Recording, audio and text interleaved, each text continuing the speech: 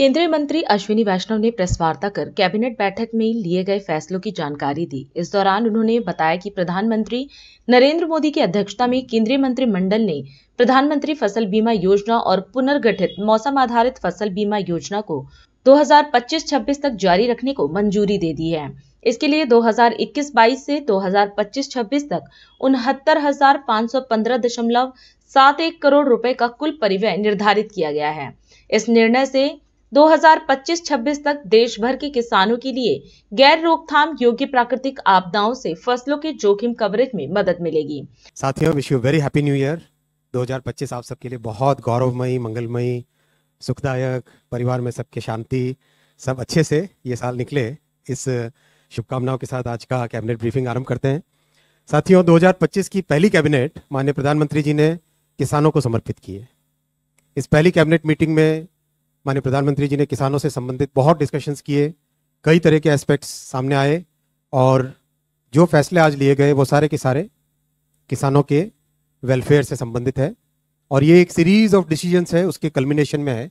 आज सबसे बड़ा एक फैसला लिया गया कि प्रधानमंत्री फसल बीमा योजना, a scheme which has really made a big difference in farmers lives, उसका एनहांसमेंट, उसके एलोकेशन को एनहांस किया गया, 69,515 करोड़ किया गया। और ये जिस तरह का अभी तक का अनुभव आया है, जिस तरह से इस स्कीम में यूटिलाइजेशन, जिस तरह से रिस्पॉन्स मिला है, जैसे किसानों के जीवन में जो रियल परिवर्तन आया इस स्कीम से, उसके कारण इस एलोकेशन को एनहांस किया गया है। साथ ही साथ एक 800 करोड़ रुपीस का फंड क्रिएट किया गया है, जो कि fund for innovation and technology, basically किसानों के संबंधित मामलों में टेक्नोलॉजी का उपयोग करके और स्पेशली इंश्योरेंस में, बीमा में फास्टर असेसमेंट हो। क्रॉप डैमेज अगर हुआ है, एडवर्स वेदर के कारण कोई प्रॉब्लम आई है, तो उसका असेसमेंट फास्ट हो, क्लेम सेटलमेंट फास्ट हो और टेक्नोलॉजिकल ट्रूथ से डिस्प्यूट्स में कमी आए, टेक्नोलॉजिकल मेजरमेंट से डिस्प्यूट्स में कमी आए। इसको ध्यान में रखते हुए एक fund for innovation and technology create किया गया है। कवरेज बहुत ज़्यादा बढ़ा है इन 10 सालों में और कवरेज को और अधिक बढ़ाने के लिए complete digitalisation, end to end complete digitalisation, enrolment से लेके assessment, claim settlement, payment, DBT के माध्यम से इसको पूरी चेन को रीवैम्प करने का आज माननीय प्रधानमंत्री जी ने निर्णय लिया है। और एग्रीकल्चर मिनिस्ट्री और दूसरे संबंधित विभाग कोऑपरेशन से, फाइनेंस से सब मिलके फसल बीमा योजना को एक टोटली नए लेवल पे ले जाएंगे, ऐसा आज निर्णय लिया गया है। अगर इस फसल बीमा योजना का हम एक समरी देखें तो बहुत ही सिग्निफिकेंट चेंज आया है किसानों के जीवन में। ये नंबर ऑफ पॉलिसीज की टर्म्स में देश की सबसे बड़ी इंश्योरेंस स्कीम है।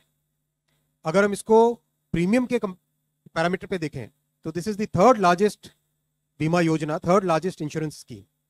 पूरे देश में करीब 23 स्टेट्स और यूटीज इसमें शामिल है। चॉइस होती है स्टेट को, जैसे कुछ स्टेट है जो अच्छे वेलफेयर प्रोग्राम्स में भागीदारी नहीं लेना चाहते, तो चॉइस के हिसाब से 23 स्टेट्स एंड यूटीज इसमें है और 20 एम्पैनल्ड इंश्योरेंस प्रोवाइडर्स हैं। कॉम्प्रिहेंसिव प्रोटेक्शन है और अगर हम यूपीए से कंपेयर करें, 10 साल पहले के बीमा की योजनाओं से कंपेयर करें, तो उसमें पूरे ब्लॉक को एक यूनिट लिया जाता था या पूरे तहसील को एक यूनिट लिया जाता था। यानी पूरी तहसील में अगर, या पूरे block which is a very large area, उसमें अगर क्रॉप को डैमेज हो तभी जाके किसी किसान को कुछ मिलता था। यानी प्रैक्टिकली बहुत ही वो स्कीम थी जो कि फार्मर्स के वेलफेयर से रिलेटेड नहीं थी। और मोदी जी ने आके इस स्कीम में बड़ा चेंज किया, इसको फार्म लेवल पे और लोकल एरिया लेवल पे लेके आए। इससे अगर एक लिमिटेड डैमेज होता है तो भी किसानों को इसका बेनिफिट मिल जाता है। नेचुरल कैलामिटीज के अलावा जो एडवर्स क्लाइमेटिक कंडीशंस है, कई बार ऐसा होता है कि जब फसल बोई होती है उस समय में गर्मी या सर्दी ज़्यादा हो जाए तो उसकी पैदावार कम हो जाती है, तो एडवर्स क्लाइमेट कंडीशंस में भी इसका कवरेज है।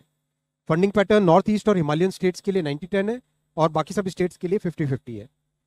प्रीमियम प्री डिफाइंड है जिससे कि कोई डिस्प्यूट नहीं हो और रिमोट सेंसिंग और डिजिटल टेक्नोलॉजीज का बहुत इसमें यूज है। करीब 4 करोड़ किसानों को इस स्कीम में बेनिफिट मिल रहा है और करीब 39% of the gross crop area in the country इसके कवरेज में आती है। सबसे बड़ी बात है कि मैक्सिमम बेनिफिट मिल रहा है छोटे और मार्जिनल फार्मर्स को। और कई लोग जो समाज में एक अलग तरह का नैरेटिव बिल्ड करने की कोशिश करते हैं, वो लोग भी जान लें कि इस स्कीम का 57% बेनिफिट मिलता है ओबीसी, एससी और एसटी को, फार्मर्स को और छोटे फार्मर्स को। तो बहुत ही एक अच्छी स्कीम है। टोटल लास्ट 8 ईयर्स में अगर हम देखें तो 1,70,000 करोड़ रुपीस के क्लेम्स किसानों को दिए जा चुके हैं। अगर यही कंपैरिजन इससे पिछले वाले 8 सालों का करें तो 34,000 करोड़ रुपीस के क्लेम थे। Compare to that the claims in the last 8 years are 1,70,000 crore. So this clearly shows कि कैसे किसानों को इस स्कीम का एक डायरेक्ट अच्छा बेनिफिट मिल रहा है। This reduces the risk of farming, this increases the certainty and protects the farmers against nature's vagaries. राष्ट्र सर्वप्रथम, राष्ट्र सर्वप्रथम, राष्ट्र सर्वप्रथम, राष्ट्र सर्वप्रथम।